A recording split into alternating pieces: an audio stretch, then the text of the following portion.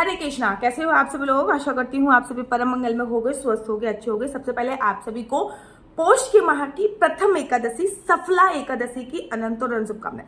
अब इसमें मेरे को एक्सप्लेन करने की आवश्यकता नहीं है कि सफला एकादशी कितनी अच्छी एकादशी होती है।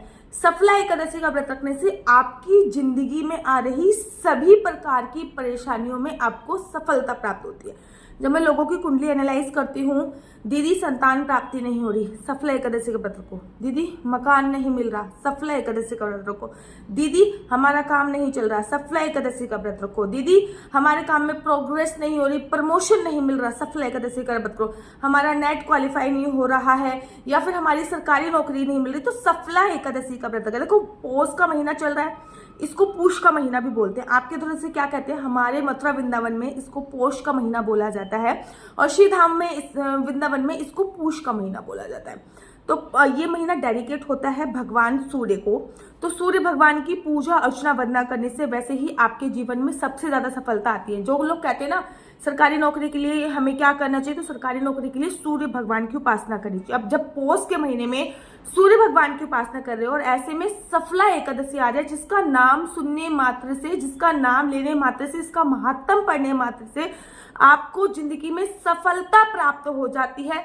कोई भी ऐसा कार्य है, बिजनेस नहीं चल रहा, सफला एकादशी का व्रत रखिए। किसी भी प्रकार का कोई भी काम नहीं चल रहा, सफला एकादशी का व्रत रखिए। सफला एकादशी का व्रत रखने से किसी भी रुके हुए काम में सफलता प्राप्त हो जाती है। मैं हमेशा कहती हूँ, देखो सफला एकादशी से व्रत प्रारंभ नहीं कर सकते। अब आप कहोगे ना एकादशी का व्रत प्रारंभ कर सकते हैं, तो सफला एकादशी से व्रत प्रारंभ नहीं कर सकते। लेकिन हाँ, किसी मनोकामना के लिए अगर आप व्रत रखना चाहते हो कि हमारा ये कार्य पूरा हो जाए, तो डेफिनेटली आप सफला एकादशी का व्रत रख सकते हो। अब एकादशी का व्रत त्रिदिवसीय व्रत की श्रेणी में आता है। अब ऐसा नहीं है कि 3 दिन तक केवल व्रत ही रखा जाता है, 3 दिन तक भगवान के नामों का सिमरन होता है। व्रत तो केवल एकादशी वाले ही दिन होता है। 10वीं तिथि पर एकादशी के नियम लागू होते हैं। एकादशी वाले दिन एकादशी का व्रत रखा जाता है और द्वादशी तिथि पर एकादशी के व्रत के जो कुछ नियम है वो लागू है। अब एकादशी से एक दिन पहले की जो तिथि होती है उसको 10वीं तिथि बोलते हैं। एकादशी के एक दिन बाद की जो तिथि होती है उसको द्वादशी तिथि बोलते हैं। एकादशी से एक दिन पहले की जो तिथि होती है 10वीं पर, उस पर संपूर्णतः ब्रह्मचर्य का पालन, किसी भी प्रकार की कोई काम वासना क्रीड़ा को अंजाम नहीं देना होता, पृथ्वी शयन करना होता है, मांस मदिरा लहसुन प्याज का त्याग करना होता है, जितना ज्यादा हो सके सात्विक भोजन खाना चाहिए। और शाम को सूर्यास्त के बाद मैं भोजन खाने की ही मनाही कर देती हूँ। लेकिन बड़े सारे लोग ना ऑफिस से 7-8 बजे आ रहे हैं, ऐसे में दीदी हम क्या करें, जब हम ऑफिस से 7-8 बजे आ रहे हैं तो हमें तो खाना खाना पड़ेगा ना, तो आप फलाहारी भोजन खाओ। फलाहारी भोजन में क्या आता है? कद्दू की सब्जी बना लो, ये फलाहारी भोजन में है। सीताफल जिसको घिया बोलते हैं हमारे इधर, आपके इधर क्या बोलते हैं, और वो उसकी सब्जी बना लो, वो फलाहारी। आलू टमाटर की सब्जी बना लो, वो फलाहारी भोजन में आता है। ठीक है ना? कुट्टू के आटे की रोटी बना लो और सिंगाड़े के आटे की रोटी बना लो, ये सब फलाहारी भोजन में आता ही आता है। अब एकादशी वाले दिन सुबह सुबह उठना है, पानी में गंगा जल डाल के स्नान कीजिए। पौष का महीना है, पौष के महीने में पानी में गंगा जल डाल के ही स्नान किया जाता है। पौष के महीने में पानी में गंगा जल डाल के स्नान कीजिए। उसके बाद पीले रंग के वस्त्र पहनिए। बेसिकली अगर आपके पास पीले रंग के कपड़े नहीं है तो आप पीले रंग की 1 या 2 चुन्नियां ले लीजिए। जब भी आप पूजा करो एकादशी वाले दिन तो पीले रंग की चुन्नी आप जरूर धारण कीजिए। उसके बाद आपके घर पे जितने भी सीमित विग्रह है, सीमित विग्रह से मेरा होता है जैसे कि जुगल जोड़ी सरकार है, राधा रानी सरकार है, लड्डू गोपाल है, बाल गोपाल है, उनको पंचामृत से स्नान कराइए। कुछ नियम बांध लीजिए। मैं एकादशी पे पंचामृत से स्नान कराऊंगी, मैं पूर्णमासी से पंचामृत पे स्नान कराऊंगी, मैं अमावस्या पे पंचामृत से स्नान कराऊंगी। तो ऐसा करके ना पूरे महीने में 4-5 बार पंचामृत से स्नान हो जाएगा। सादे जल से तो आप रोज ही स्नान कराते होगे, ठीक है ना? पंचामृत से स्नान कराने के बाद उनको पीले रंग के वस्त्र पहनाइए। कोशिश कीजिए कि उनके लिए अलग से पीले रंग के वस्त्र आप लीजिए और उनको एकादशी वाले दिन पीले रंग के वस्त्र पहनाइए और उनको बहुत अच्छा अद्भुत श्रृंगार कीजिए। उनको इत्र सेवा कीजिए, सर्दियों का जो इत्र होता है उससे सेवा कीजिए, बहुत ही ज्यादा सर्वोत्तम फलों की प्राप्ति होती है। अब एकादशी का आपको संकल्प लेना है। संकल्प के लिए देखो वैसे तो संकल्प के लिए चावल का उपयोग किया जाता है, लेकिन बेसिकली एकादशी वाले दिन मैं चावल का उपयोग नहीं करती। तो एकादशी वाले दिन मैं क्या करती हूँ, लौंग लेती हूँ, इलायची लेती हूँ, सुपारी लेती हूँ, 1 या 2 का सिक्का लेती हूँ। अब इसमें से आप कुछ भी चीज कम या ज्यादा कर सकते हैं, लेकिन जो सुपारी है वो आपकी उतनी ही रहनी चाहिए। ओम श्री विष्णु श्री विष्णु श्री विष्णु मेरा नाम आशु चौहान है, मेरा गोत्र केमलक्ष है, मेरा निवास स्थान सीधा वृंदावन है। आज मैं पूरी विधि विधान से एकादशी का व्रत कर रही हूँ। यह व्रत मैं फलाहार खा के करूंगी। भगवान श्री हरि विष्णु मेरा यह व्रत संपूर्ण करने में मेरी सहायता करे। संकल्प ले लिया। एक बार जो आपने सुपारी यूज करी है दोबारा नहीं करनी, क्योंकि वो संकल्पित सुपारी हो जाती है। संकल्पित सुपारी आपको दोबारा यूज नहीं करनी होती है। उसके तत्पश्चात आपने संकल्प लेके उसके तत्पश्चात आपको भगवान का प्रिय भोग, मतलब एक एकादशी की पुस्तक आती है, एकादशी की पुस्तक में से एकादशी की कथा पढ़ ली। अब भगवान का प्रिय भोग होगा।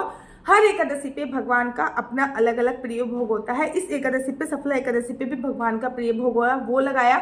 उसके बाद आरती करी। आरती करने के बाद तुलसी मैया के पास जाए, जल समर्पित किया। बड़े सारे लोग कहते हैं एकादशी पे तुलसी में जल समर्पित नहीं करते। हम ठहरे ब्रजवासी लोग, हम लोग वृंदावन धाम में जो भी लोग रहते हैं वो सब एकादशी पे वृंदावन में जल समर्पित किया जाता है। द्वादशी पे हम लोग एकादशी पर तुलसी मैया पे जल समर्पित नहीं करते, लेकिन एकादशी पे हम लोग तुलसी मैया पे जल समर्पित करते हैं। हाँ, एकादशी अगर निर्जला एकादशी होगी केवल तब हम जल समर्पित नहीं करते। बाकी सभी एकादशी पर हम तुलसी मैया पे जल समर्पित करते हैं। उनके लिए घी का दिया जलाया हम लोगों ने। घी का दिया जलाने के तत्पश्चात पूजा अर्चना वंदना हम लोगों ने प्रारंभ कर दी। अब जब हम पूजा अर्चना वंदना कर रहे हैं बच्चों, याद रखिए एकादशी का जो व्रत होता है बहुत इंपॉर्टेंट व्रत है। अगर आप डेली 16 माला कर रहे हो तो एकादशी वाले दिन कम से कम 32 माला करो। 32 माला, जितना ज्यादा हो सके भगवान के नाम का सिमरन करो। किसी की निंदा चुगली इत्यादि नहीं करनी है। संपूर्ण ब्रह्मचर्य का पालन करना है। किसी भी व्रत में दिन में सोने की मनाही होती है, एकादशी पर भी आपको दिन में नहीं सोना चाहिए। उसके बाद शाम के समय पूजा कीजिए। शाम के समय घर के मुख्य द्वार पे 2 दीपक अवश्य जलाइए। तुलसी माता पे 1 दीपक अवश्य जलाइए। और सबसे बड़ा होता है थोड़े से कर्म सुधारिए। कितना पूजा पाठ कर लो, कर्म अच्छे नहीं है तो डेफिनेटली बात है भगवान आपका साथ नहीं देंगे। अब ये एकादशी है, सफला एकादशी पौष मास के महीने की है। कब है ये बता देती हूँ। तो मैंने पंचांग से डेट निकाली है। 14 दिसंबर को आपकी एकादशी तिथि प्रारंभ होगी शाम को 6:50। 6:50 से मेरा मतलब है मोटा मोटा 7 बजे मान लीजिए शाम को। उससे पहले 10वीं तिथि आपकी रहने वाली है। अब शाम को चावल खाने की मैं इसलिए मनाही करती हूँ क्योंकि 7 बजे से एकादशी प्रारंभ हो जाएगी। अगर आप इस टाइम पे चावल खाओगे तो एकादशी पे चावल खाना अर्थात कीड़े खाने के बराबर आपको वो कीड़े का दोष लगता है, ठीक है ना। तो आपके उदर में अर्थात आपके पेट में भी अन्न का एक दाना नहीं होना चाहिए। उसके बाद 15 तारीख को एकादशी तिथि जो विश्राम होने वाली है वो भी रात को 9:19 पे विश्राम होने वाली है। बाके बिहार जी के मंदिर में 15 तारीख की एकादशी है।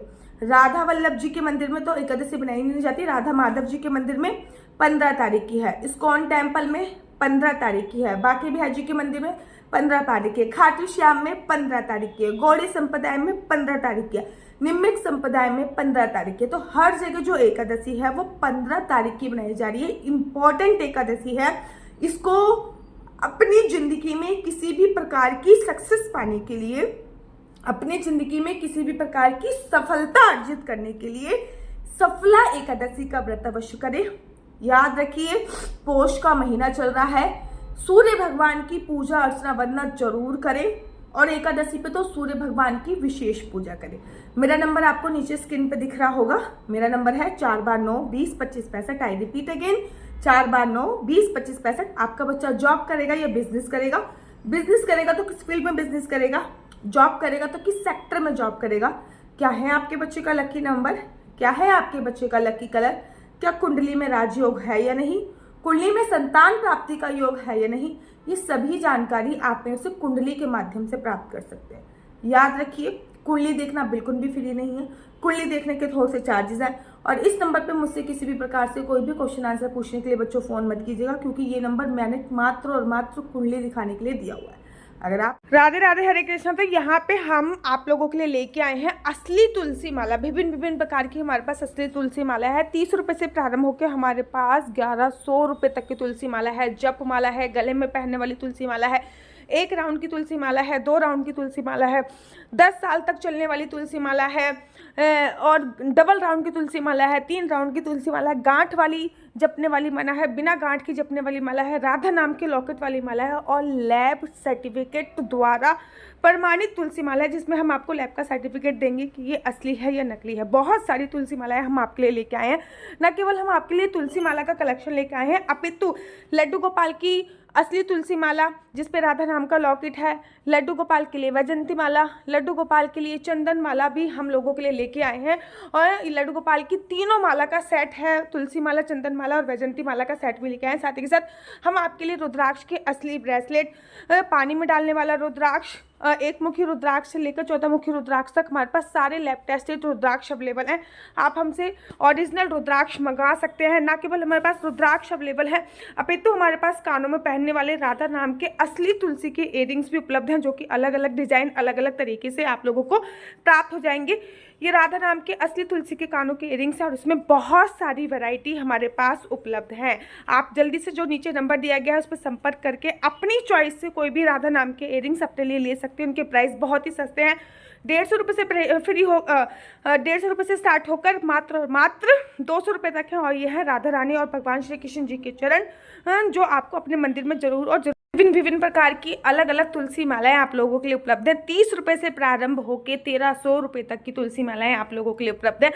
हम आप लोगों के लिए लेके आए हैं श्रीधाम वृंदावन की रज, 8 प्रकार की रज इसमें उपलब्ध है। न केवल एक सेवा कुंज की, निधि कुंज की, ललिता कुंड की, राधा कुंड की, कृष्ण कुंड की, निधि वन की, यमुना जी की, 8 जगह की ब्रज रज इसमें आपको उपलब्ध हो जाएगी।